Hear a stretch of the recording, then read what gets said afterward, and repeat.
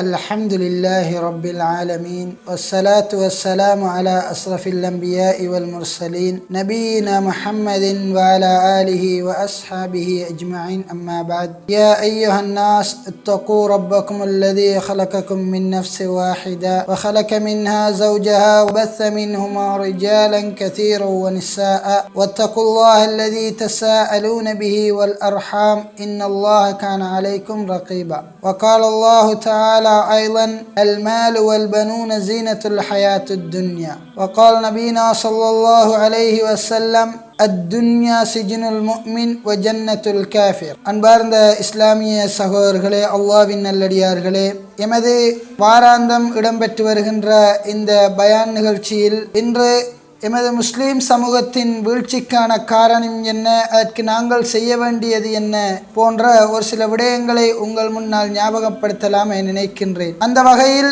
இந்த இடத்தில் பேசப்படுகின்ற விடயங்கள் வெறுமனே ஒவ்வொருத்தருக்கும் பங்கு வைத்து விட்டு செல்லாமல், இந்த இடத்திற்கு நான் வந்திருக்கிறேன், பேசப்படுகின்ற விடயங்கள் எதை கொண்டு நான் அமல்களை செய்ய முடியும் என்று நமக்கு தேவையான விடயங்களை அதிகமாக எடுத்து அதை கொண்டு அமல் செய்யக்கூடியவர்களாக என்னையும் உங்களையும் அல்லாஹ் ஆக்கி அருள்வானாக.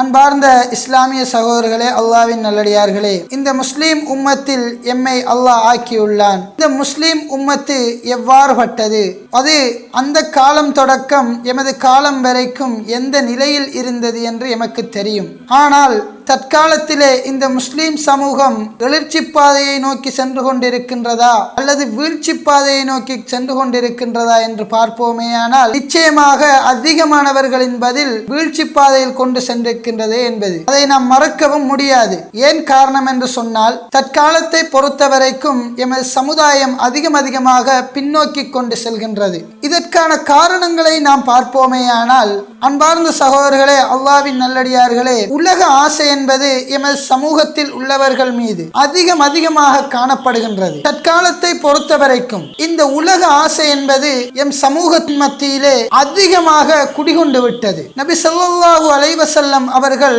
ஒரு சந்தர்ப்பத்தில் கூறினார்கள், சஹாபாக்களை பார்த்து, இந்த முஸ்லிம் உம்மத்தை நோக்கி எதிரிகள் அதிகமாக படையெடுத்து விடுவார்கள்.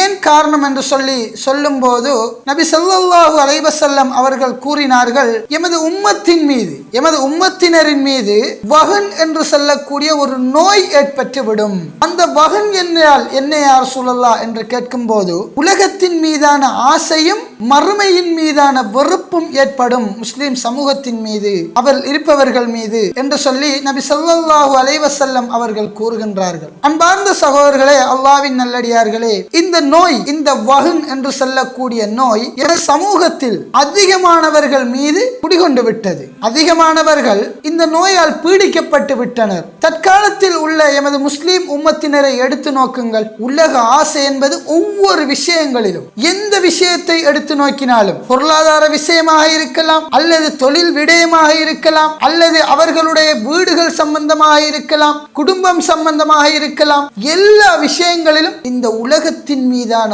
மோகம் எமது சமூகத்தில் அதிகம் காணப்படுகின்றது. சகோதரர்களே, இந்த விடயம் எமது முஸ்லிம் உம்மத்தின் வீழ்ச்சிக்கு மிகப்பெரிய ஒரு பங்கு செலுத்துகின்றது. சகோதரர்களே, அன்பார்ந்த சகோதரர்களே, அல்லாஹ்வின் நல்லடியார்களே, நபி ஸல்லல்லாஹு அலைஹி வஸல்லம் அவர்கள் நமக்கு தெரியும் எவ்வளவு ஏழ்மையான ஒருவராக வாழ்ந்தார்கள்.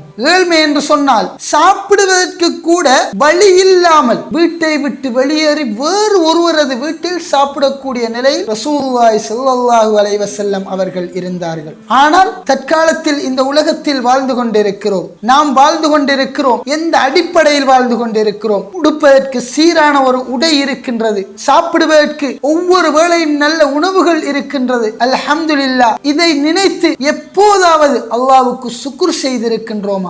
இதை இதை அல்லாஹ் எமக்கு தந்ததற்காக நாம் அல்லாஹ்வுக்காக என்ன செய்திருக்கின்றோம், இந்த மார்க்கத்துக்காக நாம் என்ன செய்திருக்கின்றோம். இதுவெல்லாம் எமது சமூகத்தின் வீழ்ச்சிக்கான காரணம். இந்த உலகத்தின் மீதான ஆசை எம் ஒவ்வொருவர் மத்தியிலும் ஏற்பட்டு விட்டது சகோதரர்களே. இந்த உலகத்தின் மீதான ஆசையை விட்டுவிட்டு மறுமைக்காக நாம் வாழ வந்தவர்கள், மறுமைக்காக நாம் எமது அமல்களை ஆக்கிக் கொள்ள வேண்டும் என்கின்ற ஒரு நிலைக்கு நாம் ஒவ்வொருவரும் ஆளாக வேண்டும்.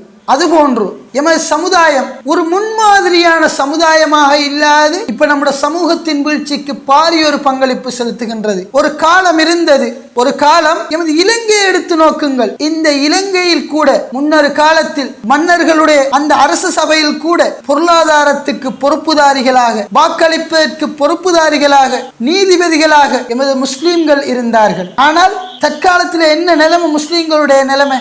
வியாபாரத்தை எடுத்து நோக்குங்கள். வியாபாரத்தில் மோசடி, வாக்களித்தால் மாறு செய்தல், அதுபோன்று மாற்று மத சகோதரர்களிடத்தில் கூட எமது முஸ்லிம்கள் திருகுதாளங்களை என்ன செய்கிறார்கள், மேற்கொள்கின்றார்கள். அவர்கள் மாற்று மத சகோதரர்களை சந்தித்தால் கூட எமது முஸ்லிம் சகோதரர்களை பற்றி அவர்கள் கம்ப்ளைண்ட் பண்ணக்கூடியவர்களாக இருக்கின்றார்கள். உங்களது முஸ்லிம் சகோதரர் ஒருவர் இப்படி வந்தார், வியாபாரம் செய்வதாக, ஆனால் மோசடி செய்து விட்டு சென்று விட்டார், என்னிடம் கடன் வாங்கினார், தரவில்லை. இப்படிப்பட்ட நிலைகளில் எமது முஸ்லிம் சமூகம் முன்மாதிரியான ஒரு சமூகமாக இருந்தது. நமக்கு தெரியும், ரசூலுல்லாஹி ஸல்லல்லாஹு அலைஹி வஸல்லம் அவர்கள், எமது சஹாபாக்கள் எல்லோரும் முன்மாதிரிகளாக வாழ்ந்து காட்டினார்கள். காபீர்கள் அவர்களை முன்மாதிரிகளாக எடுத்து நோக்கினார்கள். ஒரு காட்டு அரபி வந்து அந்த மஸ்ஜிதிலே சிறுநீர் கழிக்கின்றார். ஆனால் நபி ஸல்லல்லாஹு அலைஹி வஸல்லம் அவர்கள் அவர்களிடம் நடந்து கொண்ட முறை ஒரு முன்மாதிரியாக இருந்தது. இதல்லவா முன்மாதிரி? ஆனால் நம்முடைய சமூகம், ஆனால் நம்முடைய சகோதரர்கள் எப்படி வாழ்கின்றார்கள்? ஒரு முன்மாதிரியற்ற சமுதாயமாக. எந்த ஒரு விடயத்தை எடுத்து நோக்கினாலும் சரி, தற்காலத்தில்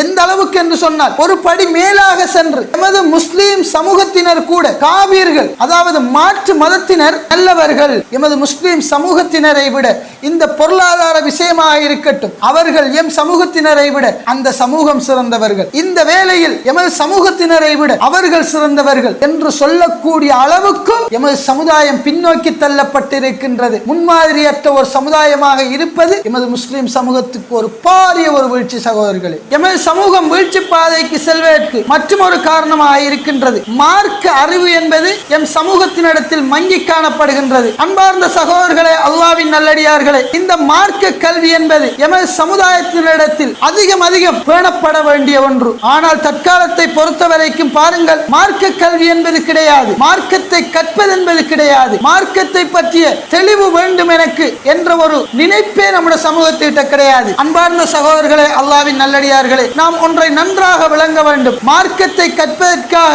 எமது சஹாபாக்கள் எவ்வாறுபட்ட தியாகங்களை செய்தார்கள். ஆனால் நாம் டைம் இல்லை, அதில்லை, இதில்லை என்று போட்டு இந்த மார்க்க கல்வியை கற்காமல் மார்க்க கல்வியை கற்பதிலிருந்து தூரமானவர்களாக இருந்து கொண்டிருக்கின்றோம். அன்பார்ந்த சகோதரர்களே, அல்லாஹ்வின் நல்லடியார்களே, இந்த மார்க்க கல்வி என்பது எம் ஒவ்வொருவருக்கும் கட்டாயம் இருக்க வேண்டிய ஒன்று. இதை நாம் ஒவ்வொருவரும் கட்டாயம் அறிந்து செயற்பட வேண்டும். அதுபோன்று மார்க்க கல்வியை கற்பதும் கிடையாது, மார்க்க கல்வி சம்பந்தமான போதிய அறிவும் கிடையாது. எம் மத்தியிலே உள்ள அதிகமான இளைஞர்களை எடுத்து நோக்குங்கள், அவர்களுக்கு இந்த முஸ்லிம் உம்மத்தினுடைய வரலாறு கூட தெரியாது. அந்த அளவுக்கு எமது சமூகம் நம்மை பற்றி அறிந்திருக்க வேண்டும், நம்மை பற்றிய ஒரு ஆற்றல் இருக்க வேண்டும், நம்மை பற்றிய ஒரு போதுமான அறிவு கூட எமது முஸ்லிம் சமூகத்தில் இல்லை. இவைகள் எல்லாம் எமது முஸ்லிம் உம்மத்து பின்னோக்கி செல்வதற்கு மாபெரும் ஒரு காரணம். அதுபோன்று எமது சமூகத்திலே தற்பெருமை, அதுபோன்று அமானித மோசடிகள். எமக்கு தெரியும், தற்பெருமை அடித்த ஒருவரை அல்லாஹ் என்ன செஞ்சான்?